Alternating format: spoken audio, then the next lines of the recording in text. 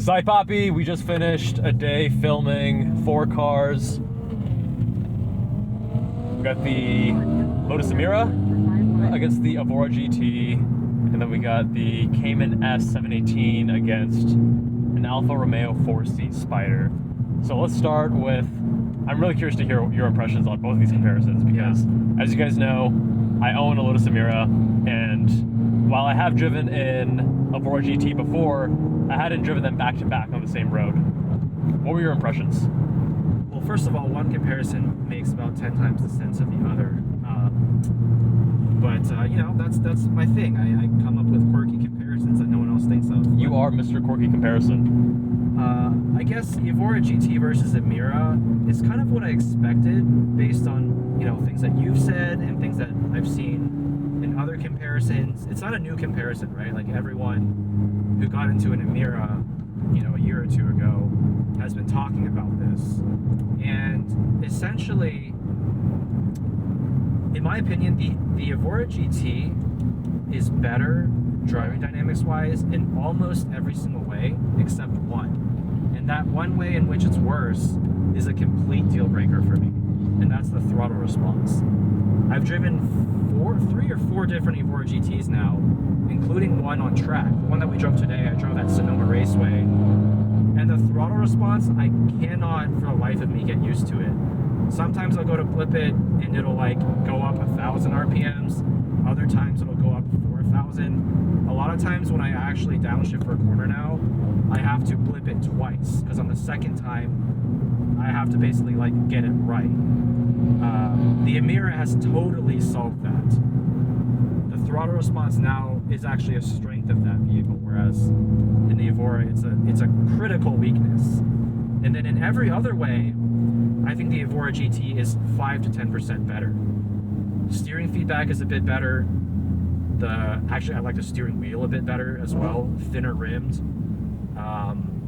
Which is one thing that me and the owner of the Emira disagreed with you on, right? But you and the owner of the Evora GT also preferred... I like to curl my fingers around like the 9-3 grips, which the Emira doesn't really let you do that. Yeah, I think part of that's also hand size, because me and the Emira owner, we have larger hands, so that thicker, meatier wheel, I think to us feels more natural. Yeah, sure. I also found that the brakes on the Emira, they have more bite, but still a lot of good modulation when you get deep into the pedal.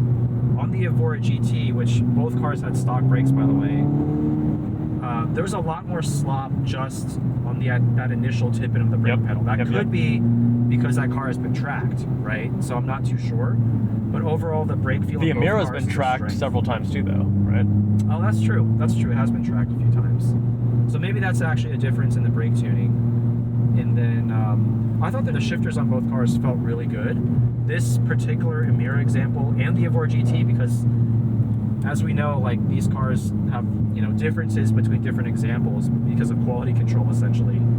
I thought both shifters felt good, but I thought the Emira felt maybe 5 to 10% just tighter. Yeah. Okay, so I would say mostly in alignment. I went into this comparison expecting the Evora GT to be the all-around better driver's car, minus interior, right? Interior and comfort. And I no longer feel that way.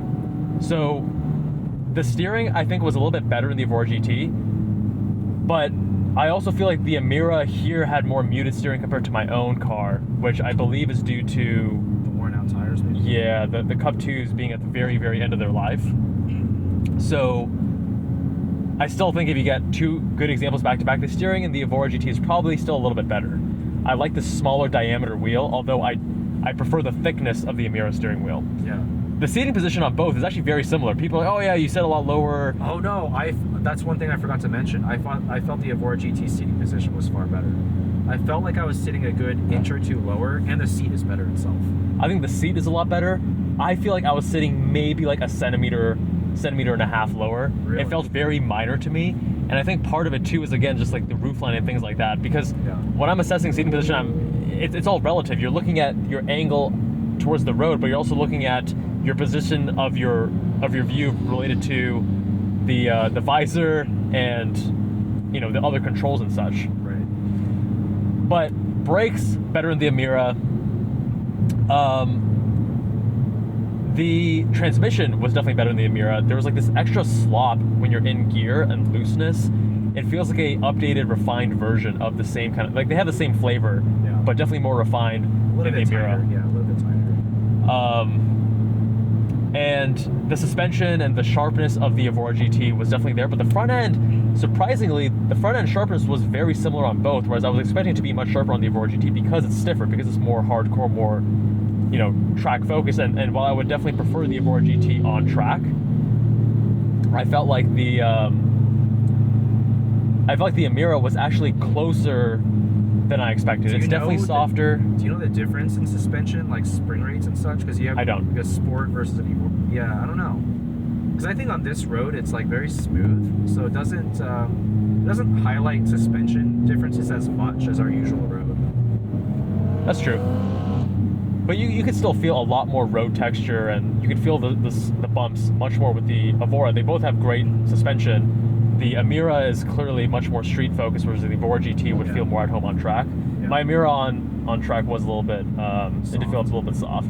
One thing I do really like about both cars in terms of the suspension tuning is that they're not trying to be track cars, and so you don't get that like immediate response that you would get in something like a GT4 or, you know, an RS product. You feel a little bit more of the body roll, the pitch, and the squat, but I really like it because the cars are just bursting with information. The way they communicate with you in every way.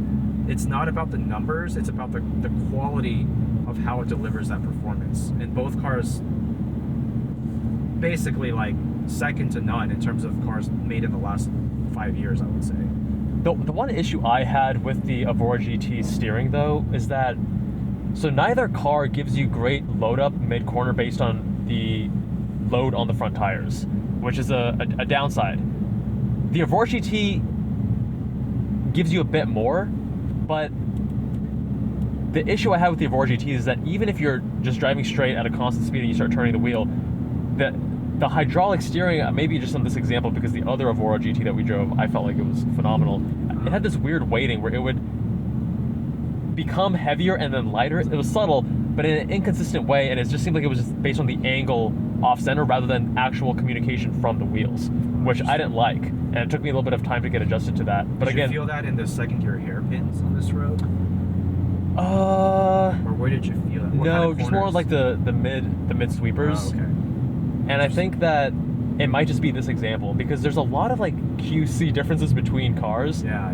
Like the transmission in this Emira felt better than my transmission, but then I'm not sure if that's QC or is that just mileage because he's at 5,000 miles, I'm at 1,800 miles. You know what I mean? So you think his might be a little more broken in? When I brought that up to the owner, he's like, oh yeah, this thing like over time wears in really well, so that's what he thinks it is. I'm not sure. Interesting. Yeah, I mean, I think end of the day, both cars are very, very similar. Of course, they're same chassis, same platform.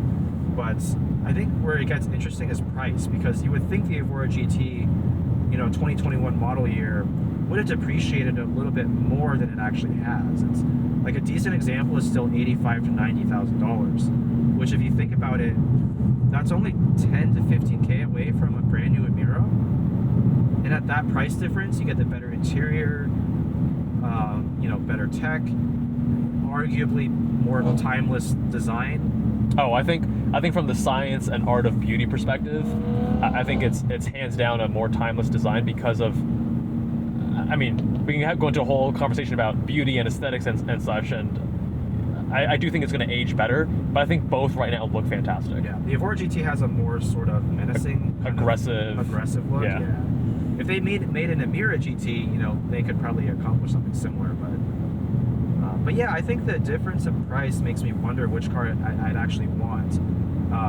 That being said, like the throttle response on the Evora GT is deal a deal breaker. Absolute deal breaker. So bad, dude. So bad. Yeah, I couldn't nail more than maybe 2 downshifts out of like the 20 or 30 that I did during the drive. I think the Emira, I got all of them. Yeah, the Emira Supernatural, what I was noticing is that at lower RPMs, it's extra sluggish and extra inconsistent. Yes. And then you get it up, and then it's more. It becomes almost hypersensitive.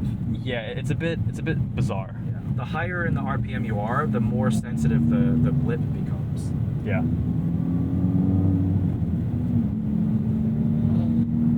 So my takeaway between the two is use case. If I was going to be tracking, I would go Evora GT. Even with the throttle response? Because you're keeping the revs so high, I think that it's something that you could probably work around on track, whereas on street, you're not going to be keeping the revs as high. Sure. And the Emira, I would probably just wait for a more hardcore version if I wanted it to be my track car. That makes sense, yeah. But for street, I think that the 10 to 15, even 20K premium is so worth it because, again, I went into this expecting, I was like, dude, the Evora GT, I'm pretty sure is the better driver's car, but I actually don't feel that way. I think that the Emira is far better balanced and well-rounded, and the Evora GT, what I thought was going to be a big difference in steering improvement, you know, small difference. Yeah. What I thought was going to be a big difference in chassis tuning, small difference. So, well, I guess I should say small difference. It was substantial, but it's more like the Emira is still really good for street. Right. So, all right, next comparison. We had the 4C versus the 718, which so different. They're polar opposites. Like on paper, they share a lot of things, but when you drive them, it's like, oh my god, these are not even the same ballpark. Let me ask you this: which one was more fun? It's a hard question to answer. I would say in the 4C is like that driving that car is an occasion, right? So it's fun in the sense that it's like, wow, this car's so light, the steering's so heavy, there's so much more feedback compared to the Cayman. But at the end of the day, I couldn't push that car as hard. Yes. Okay. I think the 4C is more fun, but I agree with everything you said because I was laughing way more in the 4C. It is such an emotional experience. So much communication. The steering is way too fucking heavy. The steering wheel design with the paddles is not well executed. Can't even grip onto the damn wheel. Like my hands were like sliding. Yeah, I wouldn't mind heavy if I had a wheel like this where I can actually grip it and steer it. But then there you have the paddles right behind it in a very awkward position. But I agree, I couldn't push it as hard. It was like I was laughing with the car a lot more. Whereas I was still, if it was my money, I would still choose a Cayman because I want to have more confidence when I'm driving a car hard. Yeah. And I want to take it, especially if I want to take the car to track. Same. But I was laughing so much more with that Alfa. The blow-off valve was just so loud. And granted, that's because he has an aftermarket intake, but even the stock one I drove a while back, I think it was stock. It's still a very pronounced blow-off valve sound. It's literally like a hot hatch engine put into a mid-engine sports car. So much turbo lag. And oh wait, before we actually keep going here, going back to the Evora GT versus Emira, I think the additional power is only at the top end because it revs out an extra, I think, 200 RPM. Yeah. And it has like 17 more horsepower. I think the power is only at the top end, so you're not going to notice that most of the time when you're driving. It's just when you're shifting your red line. That's probably true. Yeah, I didn't really notice any difference in straight line performance. Yeah. Okay, but yeah, the 4C. Sorry to switch things up on you guys. The 4C was just like so Italian. Having a first gear button. Yeah. Bro, it's ridiculous. Really? Not drive? Just. Ooh, that's a nice photo. That's clean, dude. Street park too. Another Emira. Downtown Saratoga. Dude. In a 3000 GT. I would love to drive one of those. They drive like absolute dog shit. I haven't reviewed one, but I test drove one once. Oh my god, what a terrible car. That is not what I was expecting. I know it's heavy, but I guess a lot of these 90s JDMs we kind of idolize, right? And they're not as... Yeah. I haven't driven a Mark IV Supra either. Oh, you gotta drive one of those.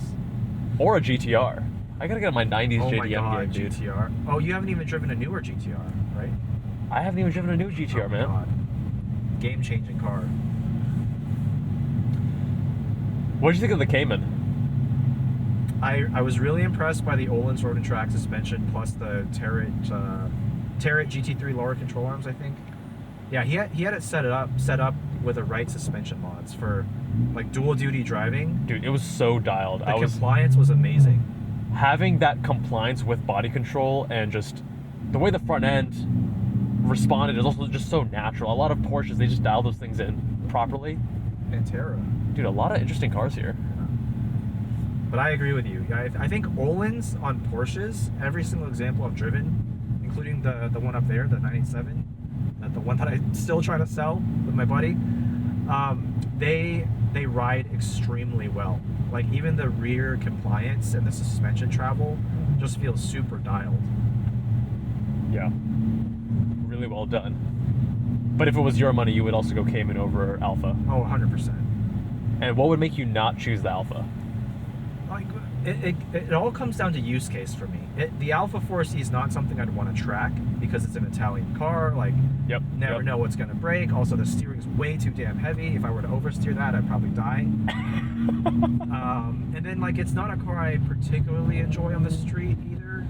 Like, I think if I wanted something really, really raw, I'd frankly just go for like an Öhlins or Exige. Yeah, I think the Öhlins gets that recipe better. I think the turbo lag in a car like that too it's incongruent. Yeah. You shouldn't have so much turbo lag in a small, short wheelbase, low center of gravity car. Yeah. Yeah, and also the weight being 2,500 pounds. I'm so curious what the Euro spec would drive. Yeah. You know, saving 220 pounds right. over the US version. I do think that Henry's the mod that he put on there, the Alpha Works suspension blocks did make a big difference because the last one I drove did not have that, and there was a lot of tram lining and the steering felt very unnatural. So I think that was fixed, and that's a cheap mod. Yeah, the front end didn't feel like it wandered. It was just the weight that was the issue. Yeah. Cool. Well, my friends, you know where to find us, at Zygrene. We got more reviews coming up. Subscribe if you haven't already. Much love, and I'll see you all in the next one.